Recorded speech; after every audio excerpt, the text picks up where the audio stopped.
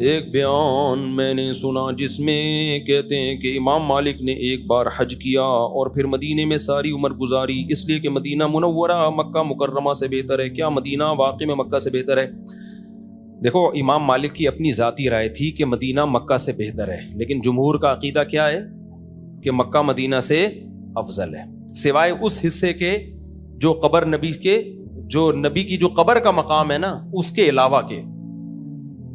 نبی صلی اللہ علیہ وسلم کی جو قبر اطہر ہے اس کو تو مکہ پہ بھی فضیلت دیتے ہیں جمہور علماء، لیکن جو ایز اے شہر، ایز اے بلد، مکہ کو مدینہ پر فضیلت ہے۔ اس کی وجہ یہ ہے کہ نبی نے فرمایا کہ مدینہ میں ایک نماز کا 1000، مسجد نبی میں اور مسجد حرام میں 1,00,000 نمازوں کا ثواب۔ لیکن امام مالک کا موقف یہ تھا، تو ٹھیک ہے، یہ بھی کوئی اسلام کے بنیادی عقیدوں میں سے نہیں ہے۔ اس سے بھی پتہ چل گیا کہ ہر عقیدہ بنیادی نہیں ہوتا۔ مزہ جب آتا ہے جب میں انجینئر کے سامنے بیٹھ کے یہ باتیں کر رہا ہوں، اور پھر کلپ چلا کے تم نے خود یہ فرمایا ہے۔ ابھی دیکھنا اس کے پھر وہ مریدین شارٹ کلپ چلا کے ڈال دیں گے۔ ابھی ایک مرید نے پھر اس کی بدتمیزی کی ہے، پھر میرا آدھا کلپ چلایا ہے جس میں میں لوگوں سے کہہ رہا ہوں کہ شوہر یہاں پر اور بیوی امریکہ میں، 5-10 سال ہو گئے، بچہ پیدا ہوا تو حلالی ہوگا، ناجائز نہیں ہوگا۔ اور اگر ناجائز ہے تو شوہر کہے کہ میرا بچہ نہیں ہے، انجینئر کو یہ کہنے کی اجازت نہیں ہے کہ تیرا بچہ نہیں، اس کا بچہ نہیں ہے، کیونکہ انجینئر اگر یہ کہے گا تو پھر اس کا مطلب اس کی بیوی پہ آپ زنا کی تہمت لگا رہے ہو، اور زنا کی تہمت جب لگتی ہے تو 4 گواہ لانے پڑتے ہیں۔ ان تمام باتوں کا جواب انجینئر صاحب بھی پی گئے اور انجینئر کا اسٹوڈنٹ بھی پی گیا۔ ان کے پاس بس ایک ہی جواب ہے کہ آپ غیر مسلموں میں اسلام کا مذاق اڑا رہے ہو، غیر مسلم کیا کہے گا، میاں بیوی اتنا دور بچہ کیسے ہو گیا؟ تو غیر مسلم آنے دو، اکثر غیر مسلم آپ سے زیادہ سمجھدار ہوتے ہیں، ان کو میں سنبھال لوں گا۔ اب دلائل کا جواب دلائل کی دنیا میں دو۔ بخاری کی صحیح حدیث ہے جس میں آتا ہے کہ زانی کا بچہ نہیں ہوگا، اس میں یہ تھوڑی ہے کہ اگر زانی کا ہے تو ہوگا، نہیں ہے تو نہیں۔ صاف حدیث میں کیس آیا ہے کہ زنا سے بچہ پیدا ہوا، نبی نے فرمایا نہیں، پھر بھی کس کا ہوگا؟ باپ کا ہوگا۔ ہاں، باپ کو اجازت ہے نفی کرے کہ میرا نہیں ہے۔ جب باپ نفی کرے گا تو اسلام کہتا ہے اتنے آرام سے نفی نہیں ہوگی۔ اس کا مطلب تم بیوی کو کیا کہہ رہے ہو؟ زانیہ کہہ رہے ہو۔ زانیہ کا مطلب 4 گواہ نہیں ہے تو لعان کرو، عدالت میں جا کے قسمیں اٹھاؤ۔ اس پورے پروسیس سے گزرے بغیر آپ اپنے بچے کی نفی نہیں کر سکتے، چاہے 100% یقین ہو کہ کسی اور کا بچہ ہے۔ یہ اسلام کا آرڈر ہے، اس میں عقل نہیں چلتی۔ ہاں، اب اسلام نے ایسے اللاجیکل کام جو بظاہر اللاجیکل ہے اس کا آرڈر دیا کیوں؟ یہ ایک سوال پیدا ہوتا ہے۔ اس کا جواب سنو کہ انجینئر کے اسٹوڈنٹ سے زیادہ ڈھیڑ ہم نے دنیا میں دیکھے نہیں ہے۔ سوال پیدا ہوتا ہے جیسے اب غیر مسلم آ گیا کہ یار 20 سال سے ملے نہیں ہیں اور آپ اس بچے کو اس کے شوہر کے کھاتے میں ڈال رہے ہو، یہ تو پاسبل ہی نہیں ہے۔ تو ہم غیر مسلم کو جواب دیں گے کہ دیکھو، اسلام جب قانون بناتا ہے تو ساری انسانیت کو سامنے رکھ کے بناتا ہے۔ اسلام یہ چاہتا ہے کہ بچوں کے باپ ہوں۔ انگریزوں کو تو باپ کی کوئی ویلیو نہیں ہے، تو بچے کے لیے اس کو باپ ماننے میں فائدہ کس کا ہے؟ بچے کا ہے۔ اس لیے کوئی دور دور کا بھی امکان نہیں ہے، لیکن چونکہ بچے کا فائدہ اس میں ہے کہ اس کو باپ مان لیا جائے، تو اسلام اس کے کھاتے میں ڈال دیتا ہے تو اس کا باپ ہے۔ ہاں، اب اس پہ ظلم تھا کہ ایک دوسرے کا بچہ آپ نے اس کے کھاتے میں ڈال دیا، تو اسلام کہتا ہے تو بول دے میرا نہیں ہے۔ ہم زبردستی تھوڑی کر رہے ہیں کام۔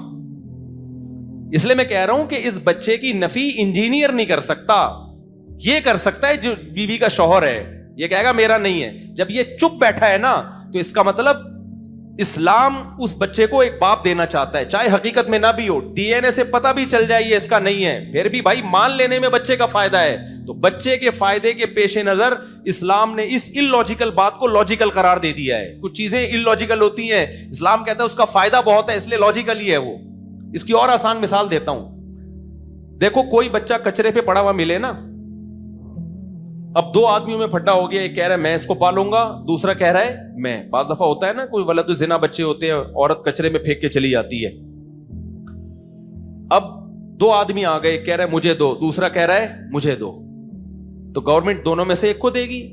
تو علماء نے لکھا ہے کہ اگر کوئی یہ کہہ دے نا میں اس کا باپ ہوں، تو آنکھیں بند کر کے اس کو دے دیا جائے گا۔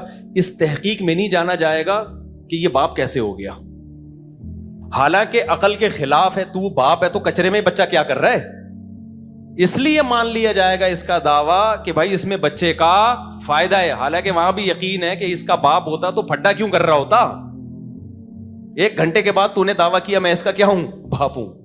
ہم کہتے ہیں مان لو بس تیرا بیٹا ہی، یہ کہے کہ میرا بیٹا نہیں ہے تو پھر ہم کہیں گے نہیں ہے. لیکن جب یہ منہ سے بول رہا ہے میں اس کا باپ ہوں تو بغیر دلیل کے اس کو اس کا باپ مانا جائے گا، کیونکہ اسلام میں بچے کے لیے باپ لیس ہونا بہت بڑا عیب ہے. تو بچے کے فائدے کے لیے کچھ اللاجیکل کام اسلام میں کیا بن جاتے ہیں؟ لاجک کے اس کی مثال ایسے ہے، جھوٹ بولنا کتنا برا عمل ہے، کوئی اچھا کام ہے. لیکن حدیث میں آتا ہے میاں بیوی کے درمیان سلو کرانے کے لیے یا دو مسلمان بھائیوں کے درمیان سلو کرانے کے لیے جھوٹ بولنا صرف جائز نہیں. حدیث کا مفہوم کیا ہے؟ مترشح یہی ہوتا ہے، ثواب ہے. لیس الکذاب الذی یکذب لیصلح بین الناس، وہ شخص جھوٹا نہیں ہے جو اس لیے جھوٹ بولے تاکہ دو لوگوں کے درمیان سلو کرا دے. اب جھوٹ تو غلط کام ہے، لیکن بھائی اس غلط کام کا نتیجہ بڑا خاندانی نکل رہا ہے. یہ اس سچ سے اچھا ہے جو لوگوں کو لڑوانے میں. اب کتنے لوگ جا کے بیوی کو سچ بولے تمہارے میاں کے نا فلانی انٹی سے تعلقات ہیں، تو اس سچ سے نتیجہ کیا نکل رہا ہے؟ میاں بیوی کو لڑوا رہے ہیں، ابے تو تعلقات ہیں تو چھپا لیتا، الگ سے جا کے میاں کو سمجھاتا انسان کا بچہ بن جا ورنہ بھابھی کو شکایت لگاؤں گا تیری، جا کے ڈائریکٹ اس کو بتا رہا ہے جا کے. یا بیوی کا کچھ الٹا سیدھا مسئلہ ڈائریکٹ شوہر کو جا کے، بھائی پہلے اس کو سمجھاؤ.